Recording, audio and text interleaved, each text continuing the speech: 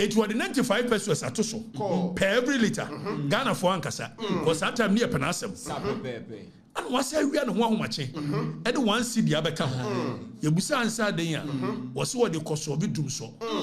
But what shall letter or they call parliament or they call a certificate of emergency? I get Dumsor once. Some catch them was say, $1 and this is the nail cost or money woman to be Mamaka.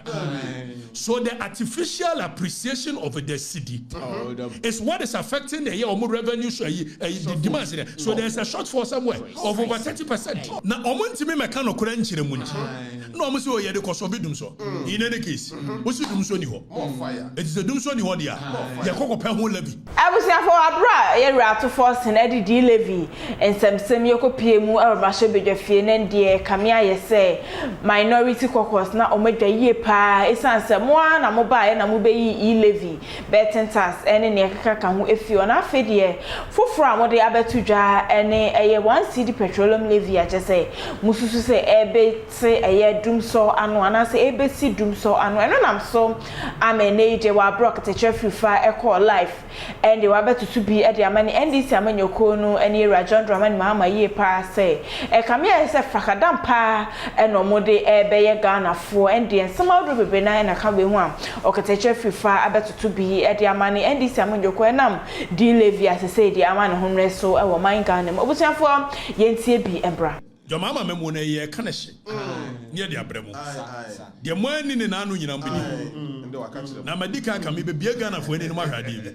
bibia ni wa oya onye bida so ya da sori ye na say NDC fo e wo majority in parliament it ahomachi ani ada no amowi kromfo ofinani mamowi kromfo dek woni mamowi kromfo amowi kromfo no timi bia oda mu ne ma nyina ana wa ye na akola na ye say brawi we dem serew mi school uniform na dia chia me be ko school o se kan be yinam tu da do a ti amoyi konfo do timi wia wa paint e oda ho on fa nche wo no ba en wo ye wagadre bi akwai se keje ti atutubutum wo pai konfo no so pai konfo eti wo di na chia no so pai ti wa dwe be se ni mu fo no na genuine tactics eti wa hwa o mo shara tete ni o ma bi so ba akire if say sa nyoma ne de e deregulation tienio sa de no wote so fuo no so wote so ba akire fuo no be sa akwa nimu a enye ono ne be mena akwa nimu and in any case deregulation no e adjustable de ben eti oye no se yemfa we man croford in any case say oba na oba ready budget o taxes sa oba say wo ye nyina ye de kan budget ho onim de eti o man fa we yan sha budget cause that time no be so oba da man for see ye nyoma pa and certificate of emergency die mu be huna Kofi enya 1 Ghana cedi pe already the last budget or the 95 pesos etoso which is almost 1 Ghana cedi eto petroleum a year eniama so mama reading it well go and read it and once I done ho abasa under certificate of emergency or the 1 Ghana cedi asabeto so in actual fact it's 1 Ghana cedi 90 pesos within a space of 5 months precisely no said that one for ba ko na nkan so be kan 2 cedi nkan bedwane afi onyaji gene taxes in wia fu oni sha say ko na ni mo say deregulation e ho de mini control it's my whose argument in say oba na fu oni ye say ana ba ekira bedru say ana ye yi onyaji ne tax ni tusu wia mbase hu wate be ko na ni mo ate na ho de oni control bagovi ade asi munna munya mekura ase say where the omo de call parliament no omo de call parliament no so omo pass in anajo onim say in 2009 Professor Mills John Dramani Mahama Aban omo yes ade we ye bi 2009 a omo anfa call parliament na yanko na menkyere wade bi and ironically onim say sa asem no so omo ka say omo ye ni June 4th say ya 2009 and I'm giving you records eti mo amanyini kakra no eya ya fra papa say former deputy finance minister of MPP penso Kwaku Kwate the case bi dani fa case ni to in 2011 Kwaku Kwate the case bi call court say NPA the 1 Ghana cedi bi atoto fuel petroleum yiswa for 2 years no magigi and embrani ho tienio and also I started June 4th say and this is for June 4th Edani fa story to enti mo ho yam wa ade esi sa we kwa le mutira ye ana jo konkon no mo de ba missy 2 years from 2009 2010 2011 no omo jeje 1 Ghana cedi on petroleum a product e wa bra anko parliament e ma high court rule ye say NP yenyi yi sa 1 Ghana cedi woni say NP yenyi yi kopun so mo fra ba fire eti we mo wa we are na jude show na so mba be wi am obi Danny follow me na fa sa story ni kira omo no mo hu Danny fa to ho so ye dia na ye ne ma basa basa go bi enti sa ne be no now kwaku aten the sa story ni court e ma court e ka said ye nyim free ho omo anyim free ho now ironically said medical can date no a omo yes say sa 1 Ghana cedi omo start no omo start free 5th June 2009 and on by na on the Professor Mills work goodwill no omo sneaking in said the way omo sneaking in here we so June 4th ahomachi no omo sneaking in say better effect chira so minim what they say with them on June 5th yes omo be petroleum bibia omo de ba June 4th omo de ba June 4th okay so go be eno ye da sorry no omo si June 4th NDC do majority na tena se ahomachia no ma pass mbra say the 1 Ghana cedi e ba beto petroleum so na watira anye ya abeka say ye diesel any petrol nko o say petroleum product precisely it even oil na motogu mo ka mu no uto 1 liter bia ye de bi beto so and mind you 1 liter so far gallon Danny, if you were following me you would have shown them gallons and I want for gallon pictures now Ghana for a brand gallon you want to say yellow there's gallon okay so offer 1 gallon beer okay so there's gallon offer gallon we are 3.75 liters nikum. So approximation. Whenever you do mass and the decimal point, you know, it crosses a yes 5. You approximate it. So 3.75 is approximated to be 4 each. So 4 gallon we are 4 liters nikum. Okay. Anna John Mahama say when they can 95 pesos. Net one time on the tax in the buy. And people are saying 1 cedi. It's not 1 cedi. I'm saying it. Go and look at the tax. Time of read the budget. Go and read it. It was the 95 pesos at Toso per every liter. Ghana for Ankasa. Because that time near Penasem. And what say we are the one much? And 1 cedi abeka. Yebusa answer there was what they call Dumsor. But what shall letter or they call parliament or they call a certificate of emergency? I get Dumsor once. Levy. There is a shortfall, energy shortfall. Some catch them say, $1 ni see the nail cost for the money woman to be mamaka. So the artificial appreciation of the city is what is affecting the year revenue demand. So there is a shortfall somewhere of over 30%. Exactly. So as I say, a artificial, me catch them. Now, omonti me mekano kurenchi re munchi. No omusi o yede koso bi Dumsor. In any case, osi Dumsor ni ho. It is a Dumsor ni ho dia. Ya koko pe ho Levy. Sebio. Ade ni ho ye pe ho Levy. Sebio. No ohun se Dumsor na musuro. Bi am to so. Si omoto. Ai. Bi omoto. Ezi go bi? Ene me no kasa okofu pump bi adani. Or the prices of fuel, all the filling stations. So what's up, Chanua? For filling station, what do you cook in the room? I was away, and also hot for a year. Now, Obi Opeso Yabiano, come be a friend, seditates.com/air fuel prices. Sedit. It you know could do a year's end filling station, Bloom, Star Oil, Omunina. So at this point, Ofilo tank, averagely 11.55, this are 13. Bloom 14.45. These are 15.35. Where you were much a year they check it. No my body actually. See the link here. Seditates.com/fuel. Bet me akobashi. Muboshi mo baba. Eti Yas, Max, GB Oil, Nick Petroleum, Nasona, Frontier. How many normal prices in the whole? As at the net at the filling station. Oko GB Oil. Okay, so you call Engine, Unicorn, Gasu. How many normal prices in it? To when you have any alcohol board, so you have we know how to calculate it. Precisely. Now fair was so to fuel every liter beer or the 1 cedi. What the can't 95 pesos better so. Govi, young fan impossible 95 pesos natural. Yenina 1 cedi no so. Now auto fuel averagely no 1 liter beer 12 cedi 50 something pesos. But you're making it 12 cedi. On the average, also your prices now, petroleum prices, diesel prices. It's young say average, 12 cedi. Now 12 cedi no, also the 1 cedi better so. And it's a water 1 gallon, 4 liters. That means obenya gallon 4 cedi also. Don't forget, Obian will call a fuel station. I got 1 gallon, got 1 liter good care.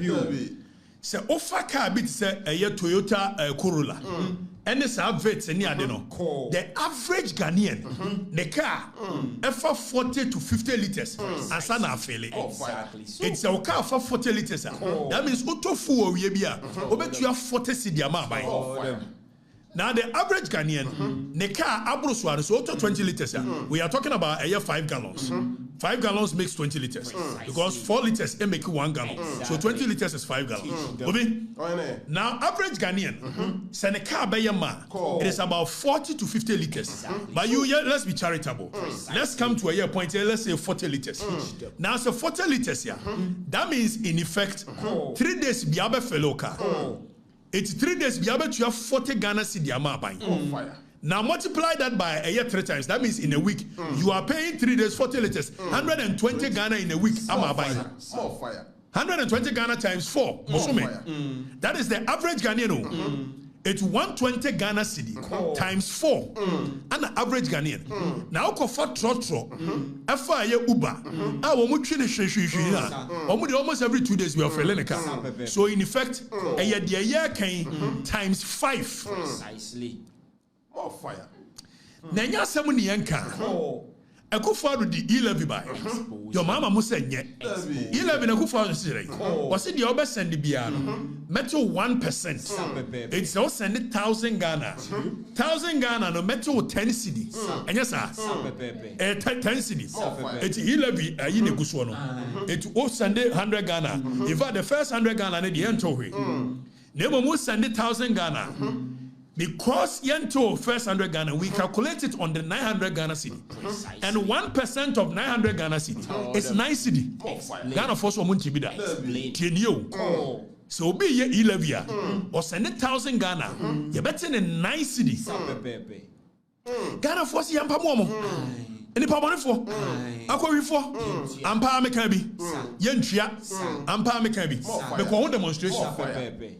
Afe asumesi ba ya o say ono de 1 Ghana cedi bia wo de to 12 cedi so fire obi 100 Ghana cedi no de 1 Ghana cedi to so wo de 1 Ghana cedi wo de to 12 cedi eno free 12 cedi a wo be ko 22 cedi be ko 32 cedi 42 cedi 52 cedi 62 cedi 72 cedi 82 cedi 92 cedi and san wa by 100 Ghana I mean 1,000 Ghana more fire.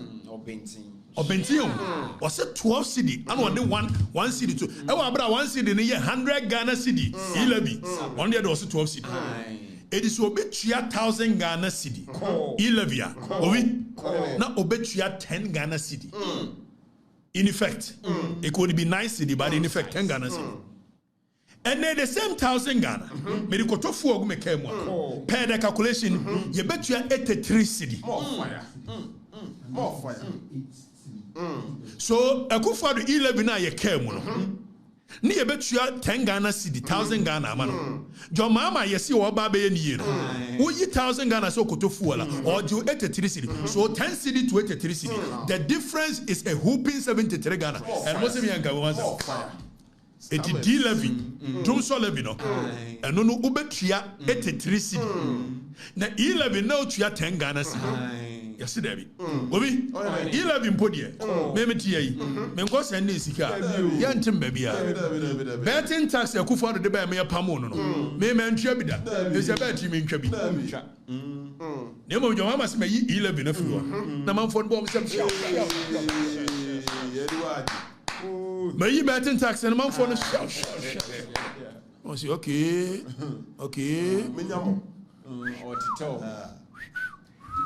Nkotechiro. Fuo di obia Toby. The Okau, Johnny Cow. And I mean no kase na name ni makubrensama. GPR to you. How many release aba? So I'm back to fuom. And I'm afraid ya be ma ya na mekabi. Nana.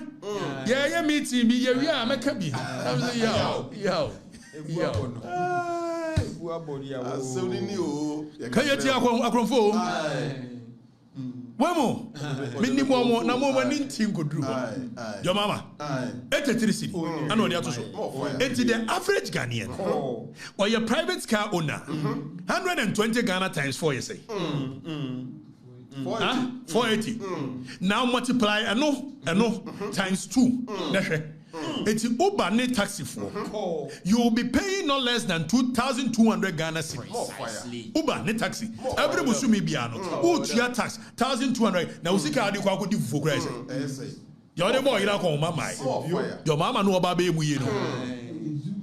He super. And your mama is the whole. He's the whole. He's the whole for Mandaga. Where you home, pa? That noa. Mrs. Wanya kwa kukwati story noa. 2000 and almost yebi. Fabra.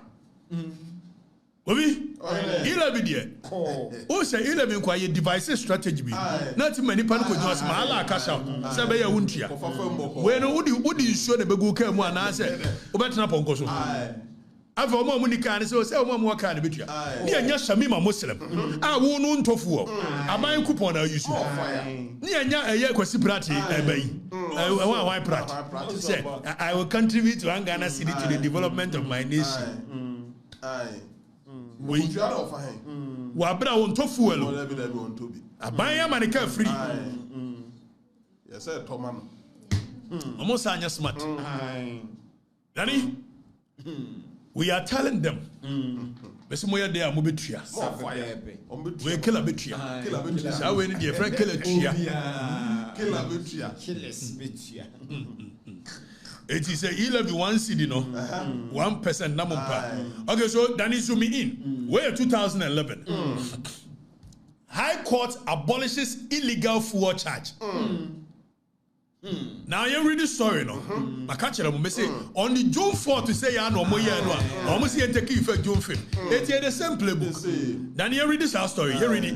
Where modern Ghana 2011. I say the High Court in Accra has declared an illegal ex-refinery differential component of the export prices of petroleum products and ordered the National Petroleum Authority and the Tema Oil Refinery to stop its imposition with immediate effect. The decision by the court followed an application by the former New Patriotic Party's Communications Director, Kwaku Kwati, and his Development Data, that is DD Policy, Research and Advocacy Organization, seeking to outlaw. Now the decision by the court, so. After the ruling by the court presided over by Justice Patrick Baye, Kwatin told my Joe Online he expects the fuel prices to be reduced and that the court's order was an immediate abolition of the illegal imposition. Now, I'm trying to show you where. Now look at this. Look at this. We'll take it time. Look at this. No, Danny, go to the next page. Go to the next page. Go to the next page. Page in the Bible before this, no.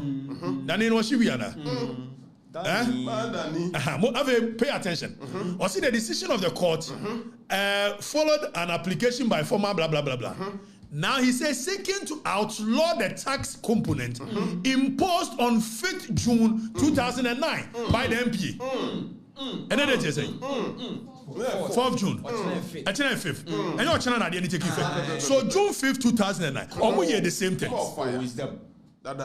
Expose them. June 5th, 2009. Mugu abai we. Moji abai we di. Wait. You see the same playbook. Scammers. The settings. That. Say 2009 no show. Do we want to see it? FM make fool. What's it? FM make for. How many FM make no? I'm between one. Papa. Baby? It's the same. 2009 June 5th and omodi 11 cedi share that toto so and kwa do mo obi amani omo je ni say 2 years na koku kwa tene kokot on say we so mo say wi omo ho na ho manche this is same anadwo madasem na we me hu say Franklin Kujo o delete nyoma page no so onya botre anopa Franklin Kujo o betwere o say the fastest pickpocketing ever em ko he we delete sisi Franklin Indi efielo pa Imani Ghana Imani political think tanks Rasbello was it your mama second you go am ngruma ya mama ni rough come on mama dey your mama compare go am ngruma for them don't do that let's give you some respect na 24-hour economy so mon kan ho asem ebeba de kania be na be ye kania ni ho obi oyere anya se nu ketia na be ka che so on efra go is Samijam and on back at Chile, say 24-hour economy to go on back to Tifu. Kania boss. I'm not better Kania boss. There you be using an adjo. I ain't using an adjo. I'm so better so my Mahama is the whole. Is the whole. Is the whole for Mother Ghana. Jam is the whole. Is the whole. He's the whole. Oh, Papa. No, but they are scammers. Yes. Telling you. Exactly. Oh, fire. I don't know what kind of opposition. Or by also a can't turn a yabu. Tomorrow you'll find any boss. Or by a cabo. Or appointed defense. Mamma cannot correct. Now a break a crabby. Now before you ever to abolish, we will abolish Levy, remove new sun taxes, streamline existing ones, and broaden tax base. Like I said, we will increase taxes. Have a year ready to a baby worker. According to my joy line. You're going to work. Cancer from. Cancer from. You're serious. I will be saying ring the bell. You only when you're serious. Out of one in some outdoor, Okatakyie Abeka Edia for 1 city petroleum levy, Yera to force in any NDC Amunyokono, Eddie Ebesi, a Dumsor Anno, and what's them any Kukuti fee Okatakyie. Mamenka for tap send, and for a mouse so I'm not an answer saying this card, the Abakan, and for mobile man's bank account and as ZP. Go upstairs as a place to knock down the tap, see if it's a prom code about the party for sure. Nincho bonus and come away to free. Mid of pa, Mr. Sobasa foul comment at once. I'm just trying to for the Bias bait marker video be. Me did the abna or some of my crime, you be share it. Mr. Mankwa, me officer was saying this cabane de any project. As to the be a me officer come near what problem. And I'm Namonte tap sending can. No so nedia. Tap send ye easy, fast and secured way. Who bet me a send this free amanone. Aba Ghana bank account and as a mobile money account. Untia transfer fee via. Sir, I will buy anything. Chinese won't call App Store na Play Store. On download the tap send app no.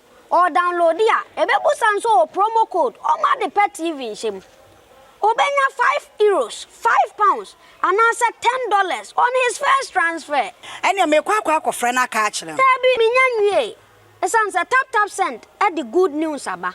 Tap send the giving the customers wanti or the tap send wallet aba. I know about anything. So your customer who you cases ubet me a call tap send app no create wallet also. And it's a rate in the costra now the Sikako go wallet no. And I say pobet me to susun kakra. And tiabre sema opeso send the Sikaba Ghana no answer was send the Sikana Bagana. And I say oba my Ghana mu. What in here you sika or wallet no. Tia. And you said to say you sumo Ghana hey no. Sa pepe. Se see a tap send that trainer shim. Copium go United Arab Emirates, Netherlands, and Austria. Tap send na. Papa no.